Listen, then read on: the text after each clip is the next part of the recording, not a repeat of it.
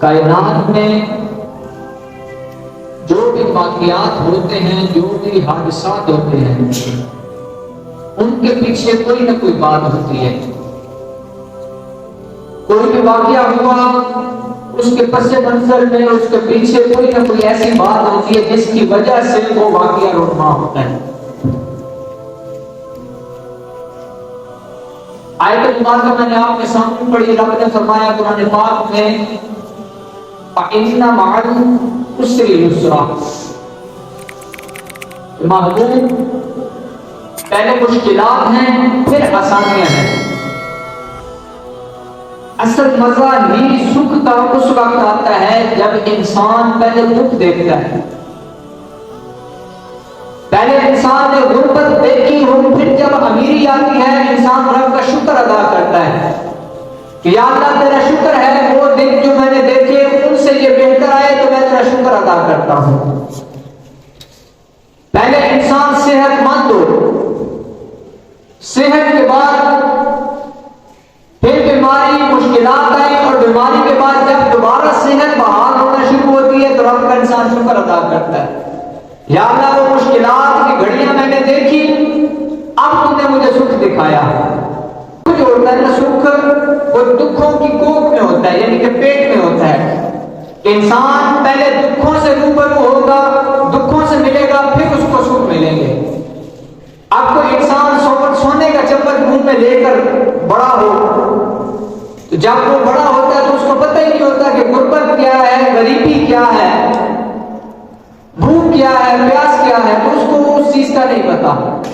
اب ایک بچہ پیدا ہوا، تھوڑا سا بڑا ہوا، اس کو کام پہ لگا دیا، پھر جب وہ خود کمائی کر کے کھاتا ہے، کمائی کرتا ہے، جمع کرتا ہے، پھر کوئی چیز بناتا ہے، پھر اس کو قدر ہوتی ہے اس چیز کی، پھر وہ شکر بھی ادا کرتا ہے، یا اللہ میں نے وہ بچپن کے دن دیکھے، میرے ماں باپ مشکلات اٹھاتے تھے لیکن ہمارے پاس تب بھی کھانے کے لیے کچھ نہیں، آج تم نے ہمیں وہ سکھ کی گھڑیاں دکھائی۔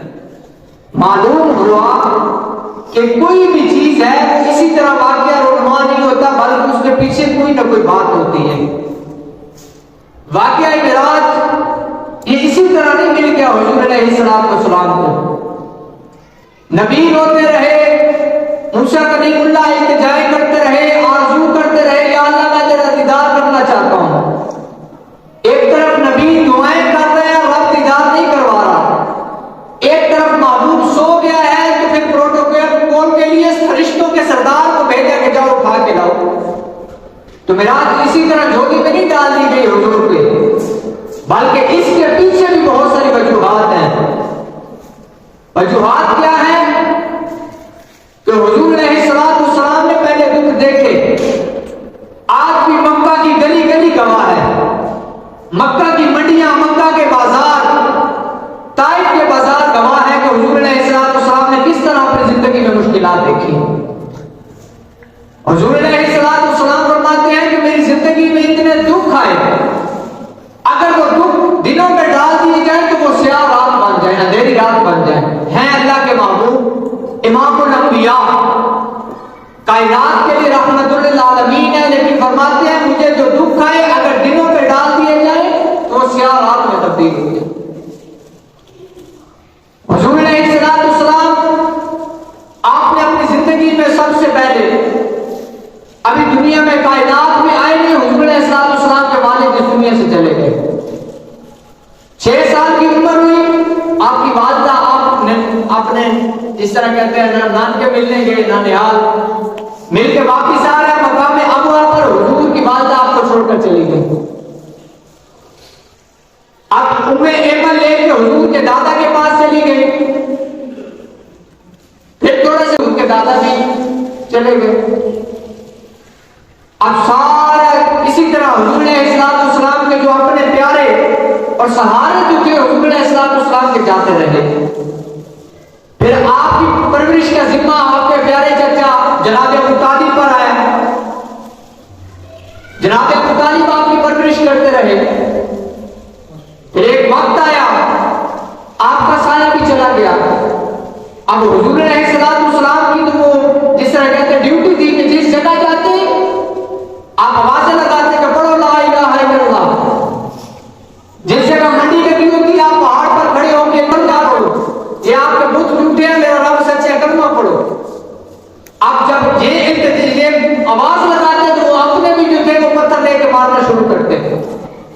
جو حضور کا اپنا چچا تھا ابو لہب، ملعون، یہ جیب میں اپنی نوکیلے پتھر رکھتا تھا. حضور علیہ السلام جب فرماتے ہیں کہ تمہاری یہ پتھر جو ٹوٹتے ہیں یہ جھوٹے ہیں، میرا رب سچا ہے، وہ حضور علیہ السلام کو وہ نوکیلے پتھر مارتا. طائف کے بازاروں میں حضور علیہ السلام کے سر انور سے خون جاری ہے. اب یہ جو بلاتا ہے حضور علیہ السلام کے ٹخنوں پہ مارتا. اب چہرہ سارا حضور علیہ السلام کا لہو سے بھرا ہوا پاؤں بھی. اب جب حضور علیہ السلام اس حالت میں ہوتے تب بھی رب کی بارگاہ میں کوئی شکوہ نہیں کیا. فرشتے آتے ہیں یا رسول اللہ ہمیں حکم کیجیے، ہم ابھی اس وادی کو پلٹ دیتے ہیں. حضور فرماتے نہیں، ان سے تو مجھے کوئی امید نہیں، لیکن ان کی نسلوں سے مجھے ایمان کی خوشبو آتی ہے.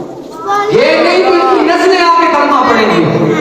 حضور علیہ السلام اسی حالت میں جب گھر آتے ہیں، اب حضور کا بھائی کوئی نہیں، حضور کے بیٹے کوئی نہیں، جب اسی حالت میں گھر آتے تو حضور علیہ السلام کی صرف 4 صاحبزادیاں، 4 بیٹیاں.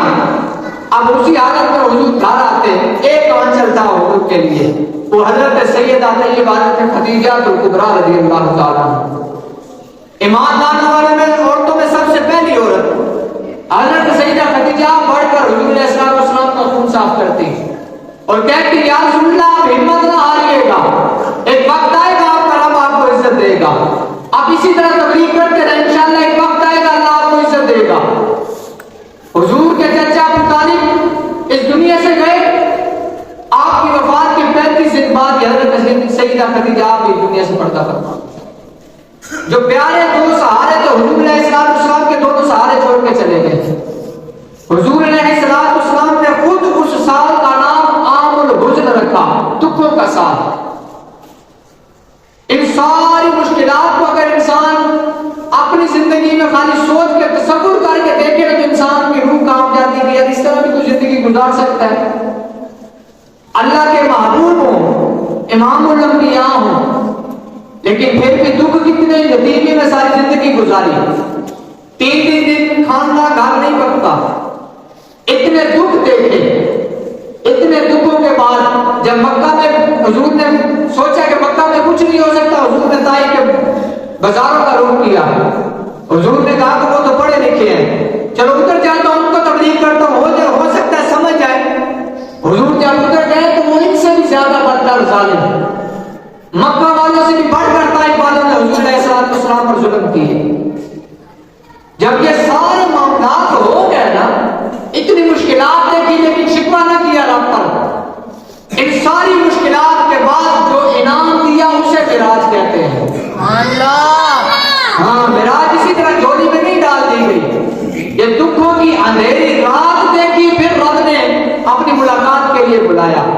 پھر اس طرح نہیں بلایا کہ جا جاؤ محمود، یا خواب میں دیدار نہیں کروا دیا، بلکہ پروٹوکول کے لیے فرشتوں کا سردار بھیجا کہ جاؤ لے کر آؤ. فرشتوں کا سردار آیا اور اکیلا نہیں آیا، بلکہ رب کی بارگاہ سے سواری بھی اپنی لے کر آیا. مہمان نوازی تو اسے کہتے ہیں نا کہ انسان کسی کو بلائے پھر اپنی سواری بھی بھیجے. میرے بارگاہ سے جاؤ سواری بھی لے جاؤ. اب حضور علیہ السلام کے لیے سواریاں بھی آ رہی ہیں. معراج اس کو کہتے ہیں. حضور علیہ السلام معراج کر یہ سارے معاملات میں پچھلے جمعے 1-2 جمعے آپ کو سنائے. ساری چیزیں بتانے کا مقصد یہ ہے کہ معراج آپ سنتے سناتے ہیں، لیکن اس کا پس منظر یہ ہے کہ مشکلات حضور علیہ السلام نے دیکھی. سکھ جو ہوتے ہیں وہ دکھوں کی پشت پر سوار ہوتے ہیں.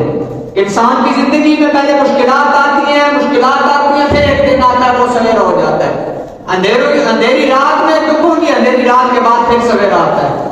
پھر انسان جب اس سکھ کو دیکھتا ہے تو دکھوں کے بعد پھر اللہ تعالیٰ کا شکر ادا کرتا ہے.